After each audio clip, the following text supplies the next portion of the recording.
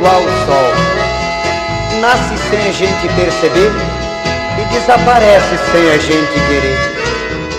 Para que isso nunca aconteça, é preciso sempre aquecer.